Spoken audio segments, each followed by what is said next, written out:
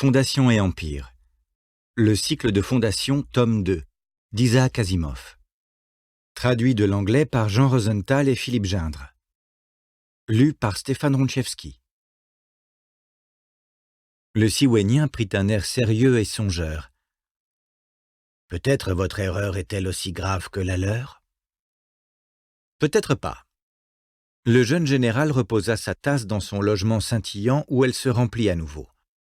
Il y laissa tomber la petite capsule à infuser qui lui était offerte. « Dites-moi donc, patricien, qui sont les magiciens? Les vrais. » « Patricien ?» Barre parut étonné qu'on lui donnât ce titre depuis longtemps inusité.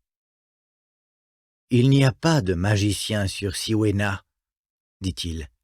« Mais on n'arrête pas d'en parler. On raconte ici une foule d'histoires sur ces gens-là. On leur voue de véritables cultes désormais.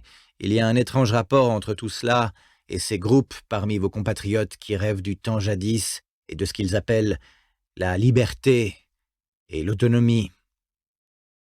Cette affaire pourrait finir par devenir un danger pour l'État. »« Pourquoi me posez-vous de telles questions ?»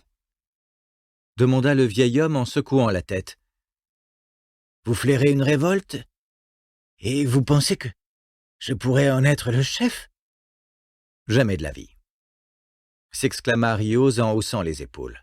« Oh, ce n'est pas une idée absolument ridicule. Votre père, en son temps, était un exilé. Vous-même, du temps de votre jeunesse, avez été un patriote engagé, un nationaliste, à vrai dire.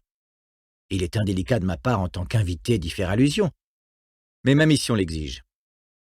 De là à penser que vous fomentez une conspiration. J'en doute. En 3 générations, on a eu tout le temps de faire perdre le goût de ce genre de choses aux Siouéniens. Le vieil homme répondit avec une réticence visible. « Permettez-moi dans ce cas de me montrer aussi indélicat en tant qu'hôte que vous vous trouvez forcé de l'être en tant qu'invité. Je vais vous rappeler une chose.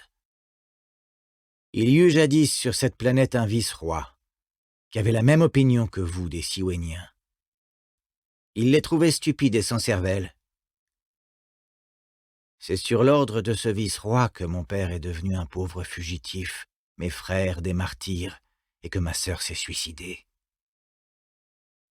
Mais ce vice-roi a fini par connaître une mort particulièrement atroce, des mains même de ces Siouéniens qu'il jugeait pourtant serviles et soumis. Oui, c'est vrai.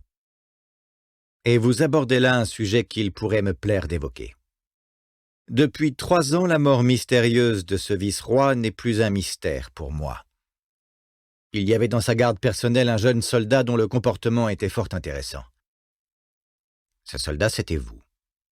Mais il est inutile, je pense, d'entrer dans les détails. Inutile, répondit Barre sans s'émouvoir.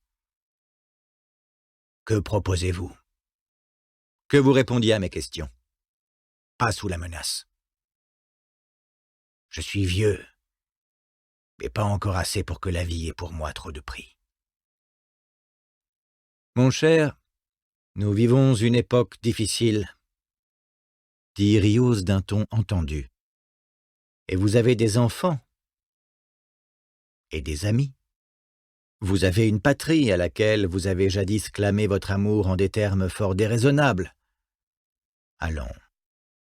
Si je décidais de recourir à la force, je ne serais pas assez maladroit pour vous frapper, vous. Dans ce cas, que voulez-vous? Demanda froidement Barre.